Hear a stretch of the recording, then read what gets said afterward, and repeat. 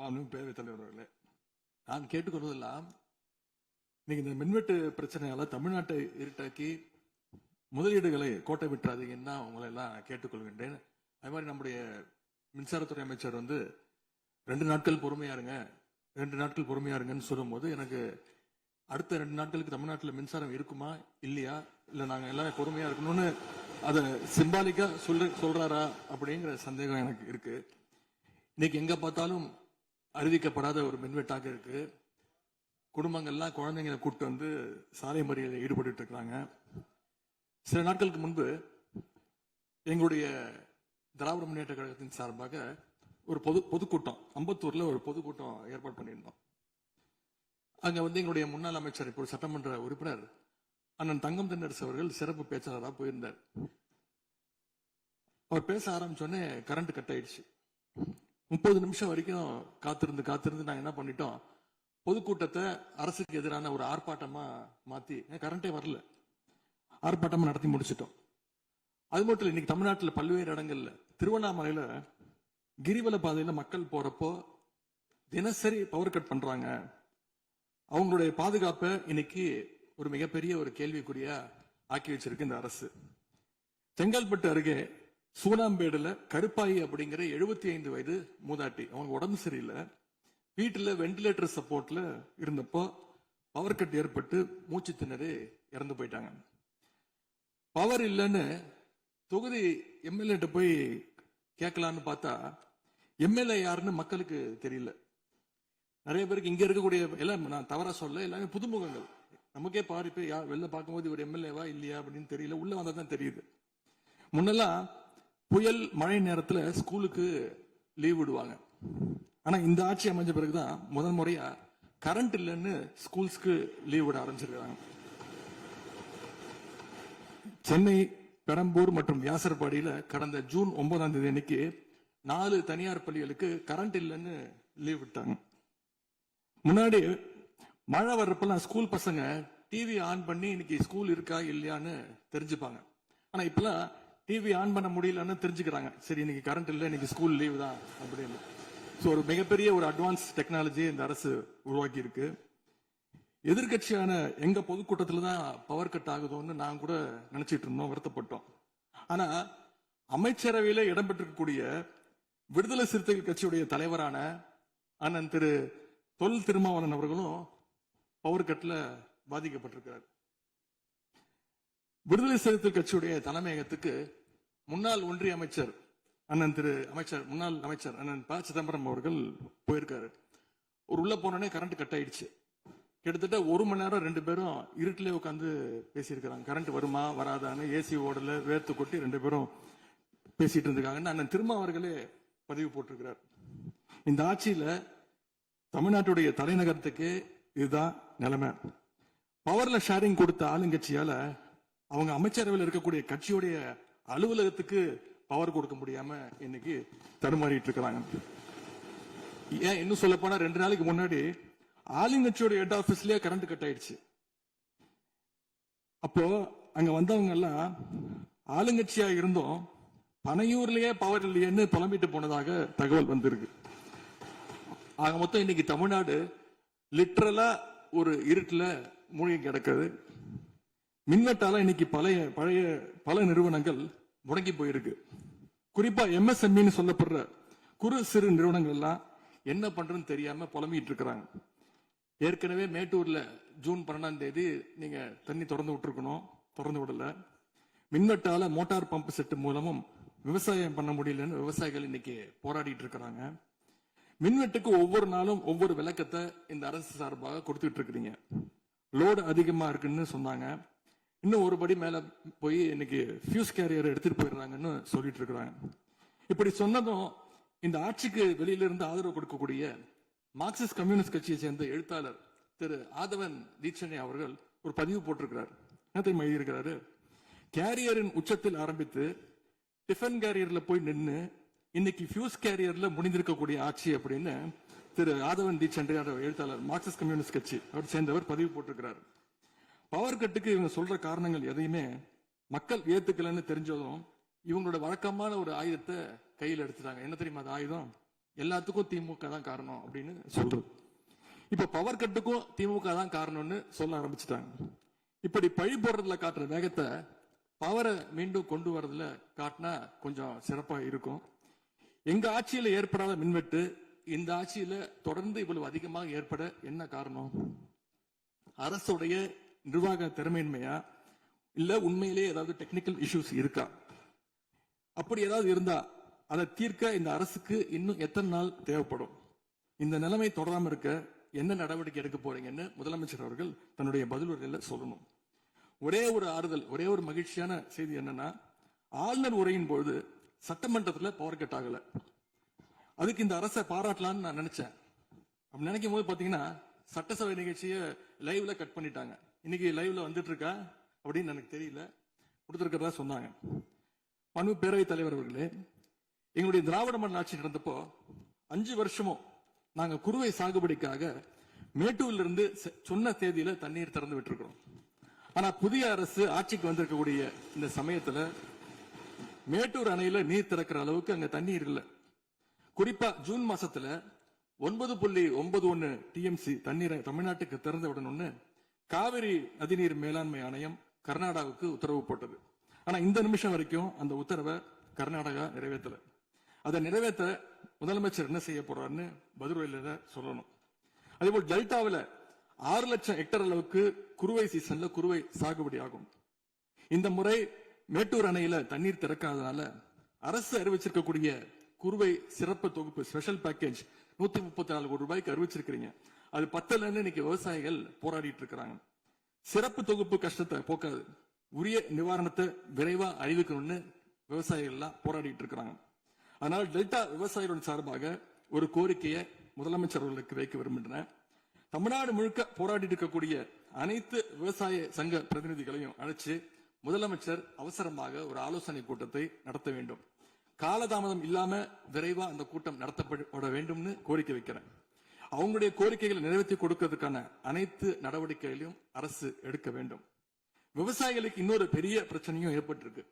தேர்தலுக்கு முன்பு நீங்க சொன்ன வாக்குறுதி 5 ஏக்கர் வரைக்கும் நிலம் வச்சிருக்கிற விவசாயிகளுக்கு முழுமையான பயிர்க்கடி தள்ளுபடின்னு நீங்க தான் சொன்னீங்க.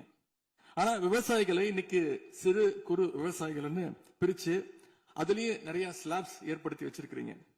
1 லட்சம் அளவுக்கு கடன் வாங்கி இருந்தா 5000 ரூபாய் வரைக்கும் தான் தள்ளுபடி கிடைக்கும் அப்படின்ற நிலைமையை இன்னைக்கு உருவாக்கி இருக்கீங்க.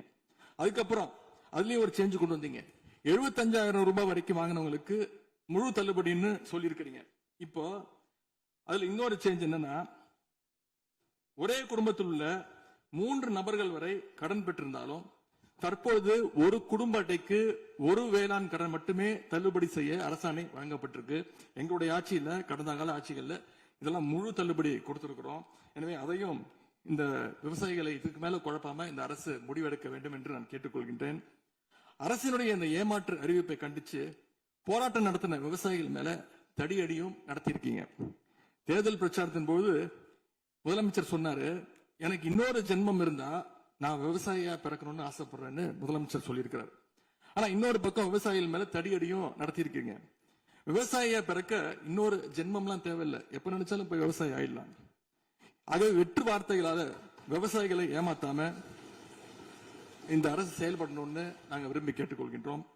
மேட்டூர் அணையை திறக்காது, மேகதாது அணை பிரச்சனை, பயிர்க்கடன் தள்ளுபடியில ஏமாற்றம்னு இந்த 1 மாசத்துல மட்டும் விவசாயிகள் பல சோதனைகளை சந்திச்சிருக்கிறாங்க.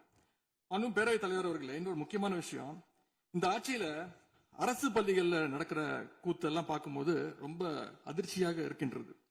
முன் எப்போதும் இல்லாத வகையில அரசு பள்ளிகளுக்குள்ள சட்டமன்ற உறுப்பினர்கள் போறாங்க. தப்புல போகணும், ஆய்வுகள்லாம் செய்யணும். ஆனா பள்ளி மாணவர்கள் மத்தியில மோசமான கருத்துக்களை கொண்ட பாடல்களை எல்லாம் ஒளிபரப்பி எல்லாரும் டான்ஸ் ஆட சொல்றாங்க. முதலமைச்சரோட போட்டோ மாற்றுறதோ பாடல் போடுறதோ இங்க பிரச்சனை கிடையாது. ஆனா அவங்க என்ன பாட்டை மாணவர்கள் மத்தியில போடுறாங்க அப்படிங்கிறது தான் இங்க இருக்கக்கூடிய பிரச்சனை.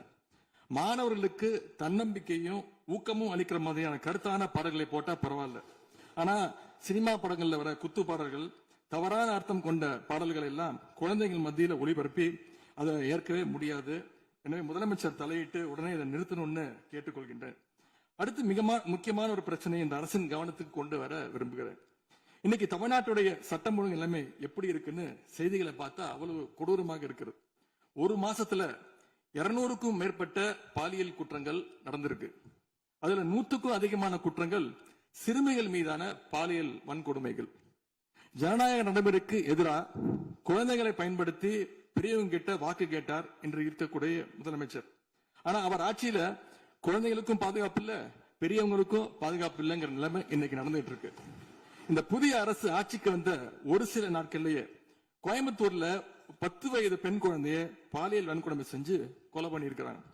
முக்கியமா தமிழ்நாட்டையே உலுக்கிய ஒரு கேஸ், கும்மிடிப்பூண்டியில ஒரு 3 வயது குழந்தை பாலியல் வன்கொடுமை செய்யப்பட்டு புதர்ல வீசப்பட்டு அதன் பின்பு அந்த குழந்தை இறந்தும் போயிடுச்சு. இந்த சம்பவத்துக்கு நீதி கேட்டு அங்க இருக்கக்கூடிய மக்கள்லாம் போராட்டத்துல இறங்கிட்டாங்க. கோயம்புத்தூர்லயும் சரி, கும்மிடிப்பூண்டியிலயும் சரி, 2 சம்பவத்திலுமே மரணமடைஞ்ச குழந்தைகளுடைய உடலை பெற்றோர்கிட்ட முறையா கொடுக்காம வேற இடத்துல காவல்துறை மூலமாகவே அடக்கம் பண்ணிருக்கிறாங்க. இதையெல்லாம் பாக்குறப்போ நாம இன்னைக்கு தமிழ்நாட்டில் தான் இருக்கிறோமா, இல்ல உத்தரப்பிரதேசம், மத்திய பிரதேசம் மாதிரி வடநாட்டில் இருக்கோமான்னு எங்களுக்கு சந்தேகம் வருது. சிங்கப்பெண் படைன்னு ஒரு திட்டத்தை முதலமைச்சர் அவர்கள் தொடங்கினார். அந்த திட்டம் வந்த அடுத்த நாளே காவல்துறை சேர்ந்த ஒரு பொண்ணுக்கு 3 பேர் பாலியல் தொல்லை கொடுத்திருக்கிறாங்க. சென்னை மற்றும் சுற்றுப்புறங்கள்ல மட்டும் கடந்த ஜூன் 12ஆம் தேதி 24 மணி நேரத்துல 12 பாலியல் வன்கொடுமை கேசஸ் ரிப்போர்ட் ஆயிருக்கு. சிங்கப்பெண் படை குற்றவாளிகளை சேஸ் பண்ணுவாங்கன்னு பார்த்தா அவங்களும் கூட ரீல்ஸ் போட்டு போஸ்ட் பண்ணிட்டு இருக்காங்க. மன்னன் எவ்வழி மக்கள் அவ்வழின்னு சொல்லுவாங்க. அதை சிங்கப்பெண் படை ஃபாலோ பண்ணுதோன்னு மக்களுக்கு சந்தேகம் வந்துருச்சு. இந்த ஒரு மாசத்துல நடந்த குற்ற சம்பவங்களை எல்லாம் எடுத்து பார்த்தா பெரும்பாலான குற்றவாளிகள் ஆளுங்கட்சியை சேர்ந்தவங்களாவே இருக்கிறாங்க. இவங்க ஆட்சிக்கு வந்து தொகுதியா போய் தொகுதி வாரியா போய் நலத்திட்ட உதவிகள்லாம் செய்வாங்கன்னு பார்த்தா அவங்க கட்சிக்காரங்க தொகுதி வாரியா போய் பாலியல் வன்கொடுமையில ஈடுபட்டு இருக்காங்க. ஆளுங்கட்சியுடைய ஆலந்தூர் பகுதி தயவுசெய்து மொத்த பொதுவா நீங்க பேசுவது நான் ஏற்றுக்கொள்ள முடியாது. இல்ல சும்மா ஆதார் பாருங்க,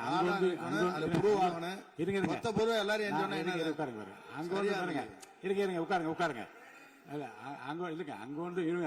அங்கொன்றும் இங்கொன்றுமாக சில நிகழ்வுகள் நடந்திருந்து அதில் ஆளுங்கட்சி இருந்திருந்தால் கூட மாண்பு முதலமைச்சர் நடவடிக்கை எடுத்துட்டு செய்தியில் வந்து கொண்டுதான் இருக்கு. நான் பத்திரிகையில் பார்க்கிறேன்.